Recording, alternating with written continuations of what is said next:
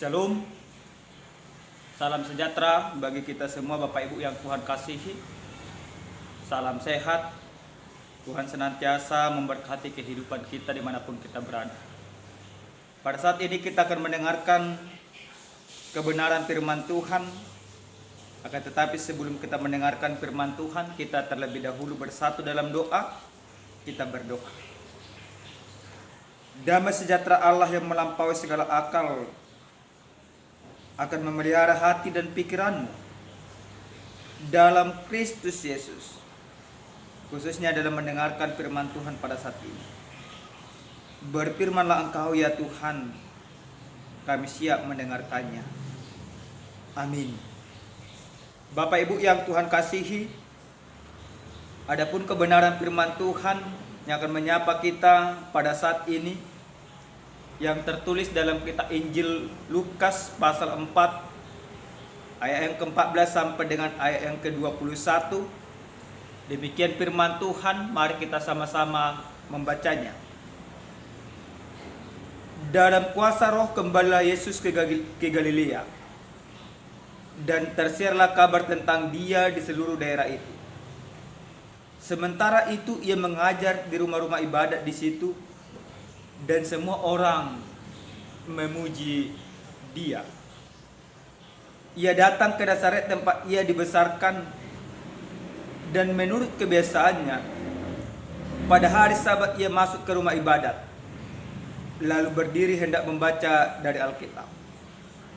Kepadanya diberikan kitab Nabi Yesaya, dan setelah dibukanya Ia menemukan nas di mana ada tertulis, Roh Tuhan ada padaku, oleh sebab Ia telah mengurapi aku untuk menyampaikan kabar baik kepada orang-orang miskin, dan Ia telah mengutus aku untuk memberitakan pembebasan kepada orang-orang tawanan dan penglihatan bagi orang-orang buta, untuk membebaskan orang-orang yang tertindas, untuk memberitakan tahun rahmat Tuhan telah datang. Kemudian Ia menutup kitab itu, memberikannya kembali kepada pejabat lalu duduk. Dan mata semua orang dalam rumah ibadat itu tertuju kepadanya. Lalu Ia memulai mengajar mereka, katanya, pada hari ini genaplah nas ini sewaktu kamu mendengarnya. Sampai di sana pembacaan kebenaran firman Tuhan.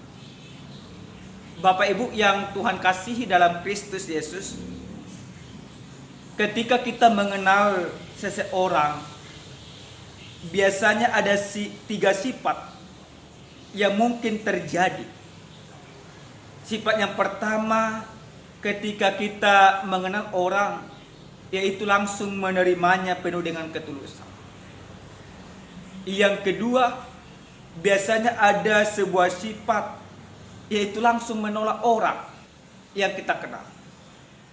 Dan sikap yang ketiga, biasanya tidak menerima dan tidak menolak, biasa-biasa saja, menganggap tidak ada. Dalam firman Tuhan yang kita dengarkan hari ini, yang menyapa kita pada saat ini, bagaimana sikap orang-orang yang mengenal Yesus, yang mana ketika Yesus hadir setelah Dia berpuasa selama 40 hari 40 malam di padang gurun, Yesus kembali ke kampung halaman, bertemu dengan orang-orang yang mengenal Dia, ke tempat di mana Dia tinggal, yaitu di daerah Galilea.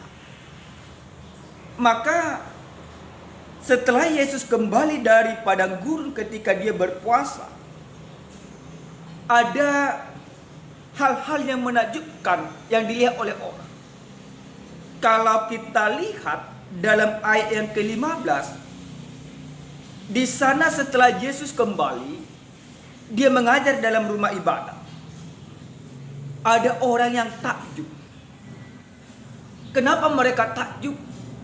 Karena mereka melihat ada sebuah kuasa yang begitu luar biasa yang dipertunjukkan oleh Yesus di dalam pengajaran yang disampaikan. Nah, Bapak Ibu yang Tuhan kasihi dalam Kristus Yesus, tentu kepulangan Yesus dari padang gurun setelah dia berpuasa 40 hari itu semuanya karena tuntunan roh Allah. Maka ketika dia juga mengajar di dalam bait Allah, itu juga karena tuntunan roh Allah, sehingga dia berkuasa, dia mampu menyampaikan apa yang harus dia sampaikan, khususnya menyampaikan soal kerajaan Allah. Nah, dari hal ini kita boleh melihat Yesus tidak hanya mengajar di daerah Galilea, tapi dia kembali lagi ke daerah Nazaret, di mana orang lebih mengenal dia secara lebih luas, mengenal siapa orang tuanya, siapa saudara-saudaranya, apa pekerjaan orang tuanya. Namun, apa yang terjadi ketika mereka mendengarkan pembacaan nas yang disampaikan oleh Yesus yang tertulis dalam kitab Yesaya pasal 60 ayat 1 sampai ke 2. Ketika Yesus membaca nas itu dari ayat pertama sampai kedua, sebenarnya belum ada yang terjadi. Namun ketika dia menjelaskan akan nas itu dalam ayat yang ke-21, ketika Yesus katakan, pada saat ini genaplah apa yang tertulis dalam nas ini, maka di sanalah sikap asli daripada orang-orang Yahudi mereka tunjukkan. Kenapa kami katakan demikian? Karena mereka mengenal Yesus. Mereka memahami apa yang tertulis dalam kitab Yesaya ini. Memang pada saat itu kondisinya orang Yahudi menantikan yang namanya Mesias. Mesias yang tertulis dalam nas itu. Mesias yang akan Allah utus. Akan tetapi oleh karena mereka terkungkung kepada sebuah kepentingan-kepentingan, maka ketika Yesus katakan bahwa Mesias yang mereka nantikan sebenarnya ada dalam diri Yesus, mereka tidak terima itu. Yang mereka inginkan, Mesias yang datang adalah Mesias yang penuh dengan kedudukan dan kehormatan. Mesias menjadi seorang raja. Mesias yang mampu melepaskan mereka dari tahanan atau dari jajahan orang Romawi. Karena mereka pahami bahwa perlawanan terbesar mereka adalah dari orang Romawi. Mereka tidak menyadari perlawanan terbesar bukanlah melawan sebuah bangsa, tetapi melawan sebuah kuasa, yaitu kuasa dosa. Apa yang tertulis di dalam kitab Yesaya pasal 60 ayat 1 sampai ke 2 digenapi di dalam diri Yesus. Makanya Yesus katakan bahwa roh Tuhan ada padanya, maka dia menyampaikan kabar baik kepada orang-orang miskin. Orang yang miskin karena perbudakan dosa. Orang yang miskin di hadapan Allah karena kehilangan kebenaran. Dan Yesus juga diutus oleh Tuhan untuk membebaskan para tawanan. Tawanan dari kekuasaan dosa. Orang yang buta yang tidak melihat kebenaran selama ini. Tetapi melalui kedatangan Kristus, orang-orang akan melihat kebenaran yang sesungguhnya yang dibawakan oleh Yesus Kristus. Mesias adalah Yesus yang menyelamatkan manusia dari kuasa yang lebih besar, yaitu kuasa dosa. Tetapi orang Yahudi menolak kemesiasan Yesus. Maka kalau kita lanjutkan perikop ini, bagaimana akhirnya orang Yahudi menyuruh Yesus untuk keluar, bahkan ingin membunuh Yesus, mendorong Yesus untuk jatuh ke jurang. Namun oleh kuasa Allah, Yesus juga masih selamat. Nah, Bapak Ibu yang dikasihi oleh Tuhan kita Yesus Kristus, apa yang boleh kita imani dari pemberitaan kebenaran firman Tuhan yang sampai kepada kita pada saat ini? Apa yang harus kita pegang untuk memperkuat iman kita? Ada beberapa hal yang menjadi pedoman dan kekuatan kita dari kebenaran firman Tuhan. Yang pertama, lewat firman ini kita diajak untuk menyadari bahwa di dalam Yesus semua digenapi. Dialah Mesias yang menyelamatkan kita. Ketika Kristus datang ke dunia ini, Dia tidak membawa kepentingannya. Dia membawa kepentingan oleh manusia. Maka apa yang dituliskan di dalam kitab para nabi, dalam kitab perjanjian lama, digenapi di dalam Yesus Kristus. Penggenapan yang Yesus lakukan itu bukan hanya sebatas penggenapan, tetapi penggenapan itu Allah lakukan di dalam Yesus Kristus, menunjukkan kebesaran kasih Allah kepada dunia ini, menunjukkan kebesaran kasih Allah ke tengah-tengah kehidupan kita, menunjukkan kebesaran kuasa Allah bagi kehidupan seluruh umat yang ada di dunia ini. Maka melalui firman ini kita mau diingatkan bahwa Mesias itu sudah dipertunjukkan oleh Yesus Kristus. Dia datang mencelikkan mata kita supaya kita melihat segala kebesaran, segala kuasa, segala keselamatan yang Yesus bawakan. Maka Bapak Ibu yang Tuhan kasihi, jangan engkau seperti orang Yahudi menutup matamu, mata imanmu oleh karena kepentinganmu. Banyak dari kita demikian. Kita tertutup dari kebenaran karena kita masih mengutamakan kepentingan pribadi. Apa kepentinganmu? Kepentingan untuk mencari kekayaan, kepentingan untuk mencari kehormatan, kepentingan untuk mencari jabatan dan lain sebagainya. Ketika kepentingan demi kepentingan ada di dalam diri kita, maka kuasa Allah, kebenaran Allah akan tertutup dari kita seperti orang jauh. Maka lewat firman ini kita mau diingatkan supaya kita melihat keselamatan yang Yesus bawakan. Jangan ada kepentingan di dalam keberimanan kita. Ada juga banyak orang sekarang ini Bapak Ibu yang Tuhan kasih, di dalam hidupnya, di dalam keberimanannya, dia masih mengedepankan kepentingan. Maka ketika engkau mengenal Yesus, pahami dan sadarilah bahwa engkau sudah diselamatkan. Karena engkau sudah diselamatkan di dalam kuasa Yesus, hilangkan semua kepentingan-kepentingan yang mengarahkan hidupmu jauh daripada Tuhan.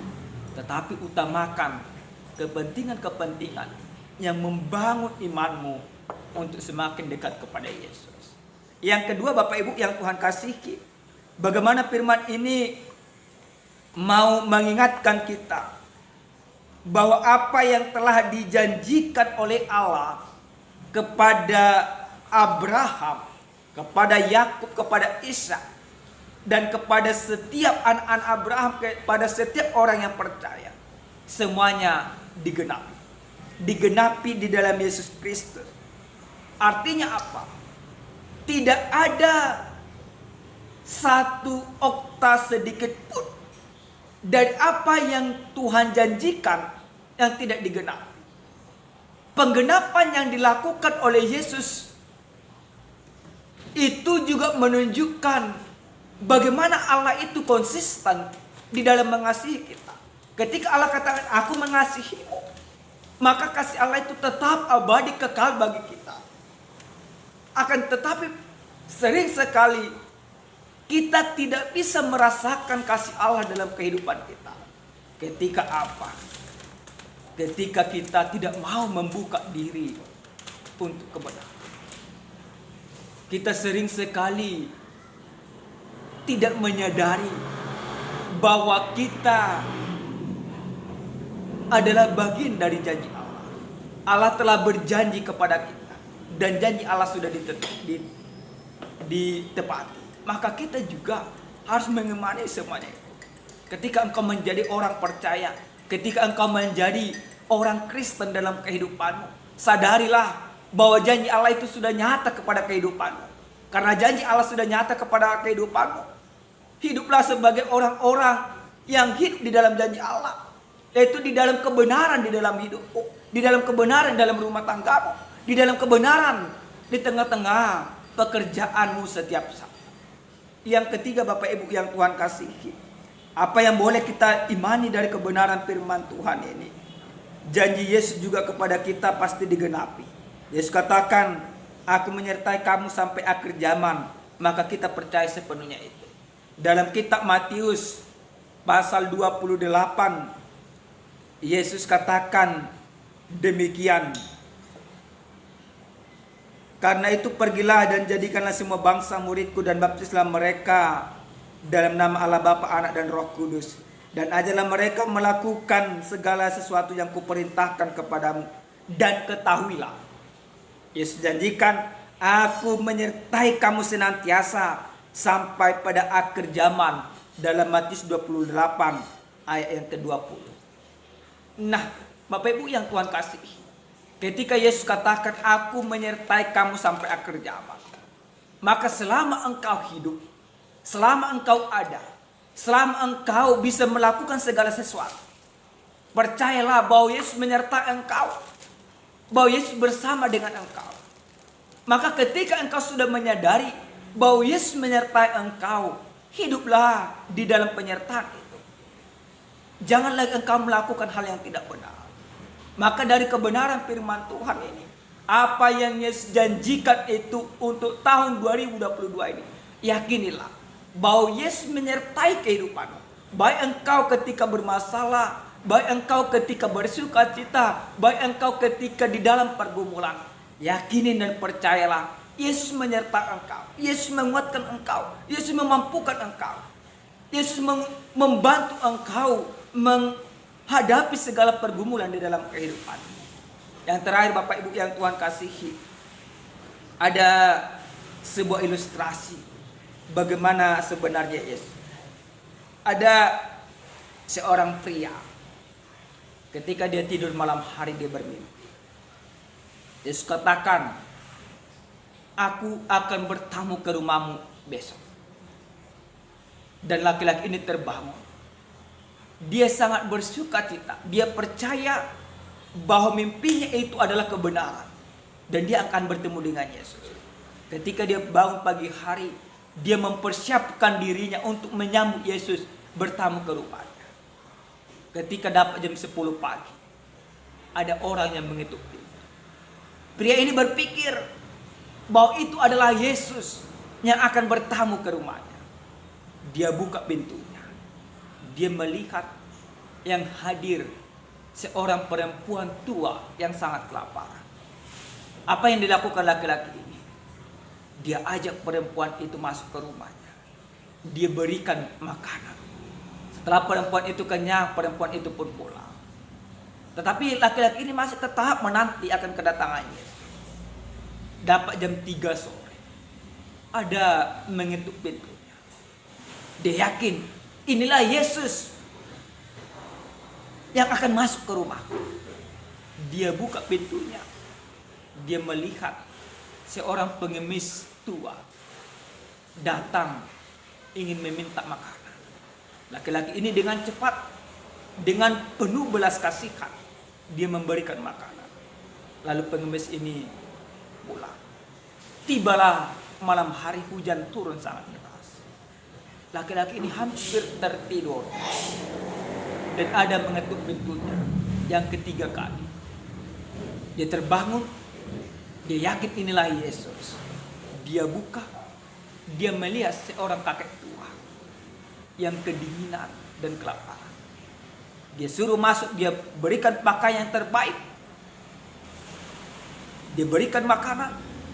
Setelah kenyang, hujan reda, laki-laki ini pun pulang. Sampai akhirnya di dalam penantian, laki-laki yang menantikan Yesus ini tertidur. Maka ketika dia tertidur pulas, Yesus bertemu kembali kepadanya dalam sebuah mimpi. Apa yang dikatakan laki-laki? Yesus, aku menantikan engkau seharian, tetapi engkau tidak datang. Tetapi apa yang dikatakan oleh Yesus? Anakku, aku berterima kasih karena aku sudah singgah ke rumahmu sebanyak 3 kali. Dan sebanyak 3 kali itu juga engkau menyambutku dengan sukacita. Engkau memberikan makanan kepadaku. Apa yang dikatakan laki-laki? Tidak ada Tuhan. Yang ada adalah 3 orang yang datang ke rumahku, orang-orang yang kelaparan. Yesus katakan seperti yang di dalam kitab Matius pasal 25 ayat 40. Apa dikatakan di sana? Apa yang kamu lakukan kepada salah satu orang yang paling hina ini, kamu melakukannya untuk aku. Yesus katakan dalam ayat 40. Kita baca bersama-sama, Bapak Ibu yang Tuhan kasih. Dan raja itu akan menjawab mereka, aku berkata kepadamu, sesungguhnya segala sesuatu yang kamu lakukan untuk salah seorang dari saudaraku yang paling hina ini, kamu telah melakukannya untuk aku. Maka Bapak Ibu yang Tuhan kasih, dari ilustrasi ini kita boleh belajar bagaimana Yesus menyertai kita. Bagaimana Yesus menyuruh kita untuk melakukan pekerjaan-pekerjaan, memberikan makanan orang-orang yang paling hina. Salah satu bentuk daripada kesadaran kita bahwa Mesias ada di dalam kita dan Mesias juga ada di dalam sesama kita. Karena itu Bapak Ibu yang Tuhan kasihi, persaksikanlah Yesus di dalam hidupmu, di dalam pekerjaanmu, di dalam rumah tanggamu, dan lakukanlah perbuatan-perbuatan yang menyenangkan hati Tuhan sesuai dengan apa yang kau imani. Amin, kita berdoa. Terima kasih ya Tuhan kami, Tuhan yang maha baik, bahwa segala kebaikan dan kemurahan Tuhan dalam hidup kami. Kami sudah mendengarkan sabdamu ya Bapa, bahwa benar Engkau telah menggenapi segala sesuatu di dalam Yesus Kristus. Engkau menyelamatkan kami, Engkau menebus kami dari segala kuasa yang paling besar, yaitu kuasa dosa. Terima kasih Bapa. Ajar kami untuk membuktikan bahwa kami orang-orang yang Engkau selamatkan. Terpuji dan termulia nama Tuhan.